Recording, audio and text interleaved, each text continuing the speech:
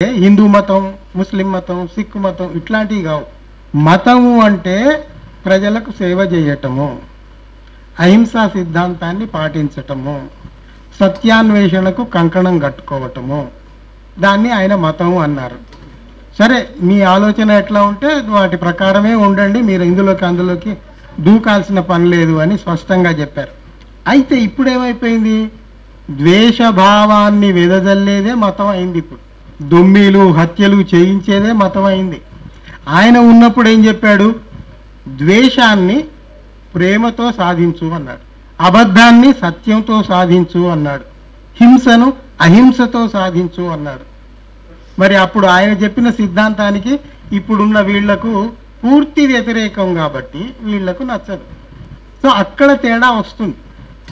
ఆయన ఇంకొక మాట కూడా చెప్పాడు, వ్యక్తిగతంగా ఒకడు ఇంకోడిని దోచుకోవటము లేదా ఒక వర్గం ఇంకో వర్గాన్ని దోచుకోవటం మాత్రమే కాదు, అభివృద్ధి చెందుతున్న ఒక చిన్న దేశాన్ని అభివృద్ధి చెందిన దేశం దౌర్జన్యంగా దాడి చేసి చేయటం కూడా తప్పు అనేది ఆయన అంతర్జాతీయంగా దేశాల మధ్య కూడా అట్లాంటి సుహృద్భావం ఉండి ఎవడైతే బలహీనంగా ఉన్నాడో వాడిని అప్లిఫ్ట్మెంట్ కోసం పనిచేయాలి. కానీ ఇప్పుడు అదే కదా ఇక్కడ ఉన్న ఈ వనరులు బ్రిటిష్ వాడు వచ్చి అన్నీ దోచుకుపోయాడు. అది దృష్టిలో పెట్టుకొని ఆయన చెప్పాడు. అనవసరంగా మొఘలులను క్రిటిసైజ్ చేస్తారు, కానీ బ్రిటిష్ వాడు దోసుకుపోయినట్టు మొఘలులు దోసుకుపోలేదు. మొఘలులు కూడా వచ్చారు, ఆ సింధు నది దాటి వస్తూ ఆ ఫారసీ పదం సింధు అనలేక హిందూ అన్నారు. ఆ హిందూయే హిందూ మతమై కూర్చుంది ఇప్పుడు మన నెత్తిలో. కొన్ని భాషల్లో కొన్ని అక్షరాలు పలకవు, సింధు సా పలకదు వాళ్ళకు, అందువల్ల హిందూ నది దాటి వచ్చామని వాళ్ళు చెప్పారు. ఈ సింధు నది పారే ఏరియా అంతా హిందువులు అన్నారు. అది ఏమైపోయింది, వీళ్ళు హిందువులు వాళ్ళు ముస్లింలు అని అది ఒక మతానికి అంటగట్టి దాన్ని పాపులరైజ్ చేసి ఆ హిందూ అనేది మతం కింద మార్చారు వీళ్ళు తర్వాత కాలంలో. అందువల్ల స్వార్థపూరిత రాజకీయాలు చిన్న ఏరియాలో, చిన్న ప్రాంతీయ స్థాయిలో జరిగినా, రాష్ట్ర స్థాయిలో జరిగినా, అంతర్జాతీయ స్థాయిలో జరిగినా అది తప్పు అనేది నిరాఖండిగా. ఇప్పుడు ఆయన భావాలు ఆ కాలంలో ప్రభావితం చూపలేకపోతే నెల్సన్ మండేలా లాంటి వాడు నేను గాంధీని నమ్ముతాను అని ఎందుకంటాడు? ఆ కాలానికి అప్పటి ఆలోచన ధోరణికి వాళ్ళు ప్రభావితం అయ్యారు. దాని ఫలితాలు మనకు దేశానికి కనబడ్డాయి.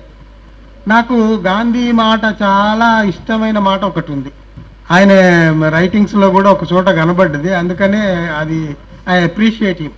స్వర్గం అనేది ఎక్కడో లేదు, అది దాన్ని ఇక్కడే మనం అందరం కలిసి తయారు చేసుకోవాలి అన్నాడు. అయితే ఇది ఎక్కడో చదివినట్టుంది అని నాకు. మడలైన్ హెయిర్ అని ఒక ఎథిస్ట్, ఒక హేతువాది ఉన్నారు లేడీ, ఆమె అదే మాట ఎప్పుడో చెప్పారు.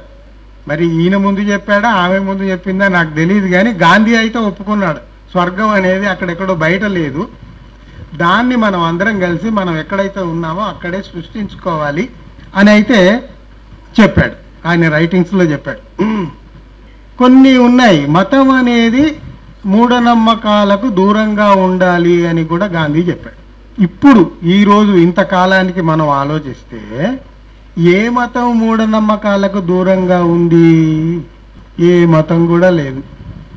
అన్ని మతాలలో మూఢనమ్మకాలతోటి పుచ్చిపోయి ఉన్నాయి కదా, మరి ఏం చేద్దాం? అందుకే ఇప్పుడు మానవవాదులు ఏమంటున్నారు, ఆ మతాన్ని తీసి బయటపడేయండి, మీరు మనిషి ఇన్సాన్ బనో అన్నాడు కదా ఇందాక. తూ హిందూ బనేగా యా ముసల్మాన్ బనేగా, ఇన్సాన్కి ఔలాద్ హై తూ ఇన్సాన్ బనేగా అన్నట్టు అదే సూత్రాన్ని ఇప్పుడు మానవవాదులు పట్టుకున్నారు.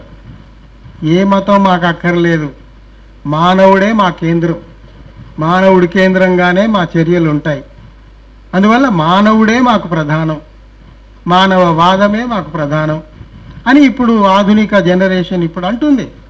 కానీ ఆయన రాసుకున్నాడు, మూఢనమ్మకాలు అనేవి ఈ మతాలు దూరం చేయాలి అంటే ఏ మతం దూరం చేసింది బాబు? ఇప్పుడు గాంధీ లేడు, కానీ మనం అడుగుదాం, క్రైస్తవంలో ఎంత, బైబిల్లో ఎంత దరిద్రమైన విషయాలు ఉన్నాయి. ఈ అందరికీ తెలుసు, కొన్ని చూసే ఉంటారు. భగవద్గీతలో ఎన్ని లేవు, ఖురాన్లో ఎన్ని లేవు. ఇప్పుడు భగవద్గీతలో ఆడ యుద్ధంలోనే కదా మొదలైంది. వాడు అన్న, వాడు తమ్ముడు, వాడు అక్క, చూడకరా ఎయ్యి బాణాలు వేయి చంపేయాలి అంటే హింసను నువ్వు ప్రోత్సహించావు కదా మతం ద్వారా హింసను ప్రోత్సహించావు. అందులో మూఢనమ్మకాలు లేవు, జనానికి ప్రయోజనంగా ఉన్నాయంటే మనం నమ్మదామా? ప్రతిదీ పునర్నిర్వచించుకోవాల్సిన అవసరం వచ్చింది.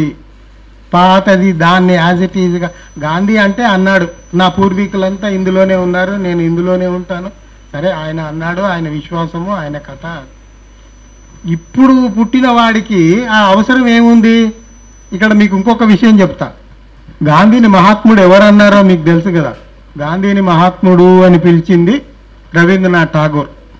ఆయన ఎందుకు పిలిచాడు ఏమిటి, సరే అదా ఇప్పుడు లేడు, దానికి మనకు రిఫరెన్స్ దొరకదు. కానీ అట్లాంటి రవీంద్రనాథ్ ఠాగూరే ఒక చోట ఏమన్నాడంటే, ఎవరింట్లోనో ఏదో ఫంక్షన్ అయితే చిన్నమ్మాయి పుడితే ఆ సెరిమనీ ఏవో ఉంటాయి కదా, అన్ని చాదస్తాలన్నీ చేస్తుంటే ఈయన తలబట్టుకొని, ఈ అమ్మాయి ఇప్పుడు కదా పుట్టింది, మరి మీరు 2000 ఏళ్ల నాటి ఆచారాలు ఇప్పుడు అన్ని తెచ్చి ఆమెకు ఎందుకు చూడుతున్నారు అంటే, హేతువాదులుగా నిరీశ్వరవాదులుగా లేబుల్ లేకపోవచ్చు, కానీ చాలామంది ప్రముఖులైన కవులు, తత్వవేత్తలు చాలామంది ఇట్లాంటి అంశాలని ఎత్తి చూపారు.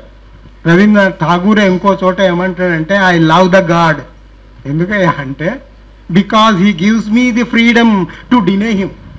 మిస్టిక్ పోయేట్ కాబట్టి ఆయన తిప్పి చెంపదెబ్బ చెళ్ళు అని కొట్టించాడు, డైరెక్ట్గా చెప్పకుండా తిప్పి నేను దేవుణ్ణి ప్రేమిస్తాను, ఎందుకంటే ఆయనను తిరస్కరించే స్వాతంత్రం ఆయన నాకు కల్పించాడు కాబట్టి.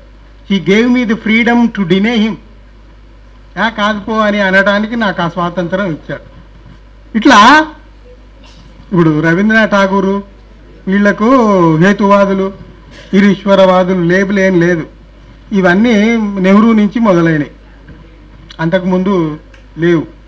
ఈవెన్ బ్రిటిష్ కవులు కానీ, అమెరికన్ కవులు కానీ, తత్వవేత్తలు కానీ చాలామంది చాలా విషయాలు, ఈవెన్ మన భారతదేశంలో కూడా ఎంతోమంది ఇతర భాషల్లో ఉన్న కవులు చాలా బలంగా వాళ్ళు ప్రశ్నించారు మతంలోని మూఢత్వాన్ని, ఈ దైవభక్తిలోని హీనత్వాన్ని.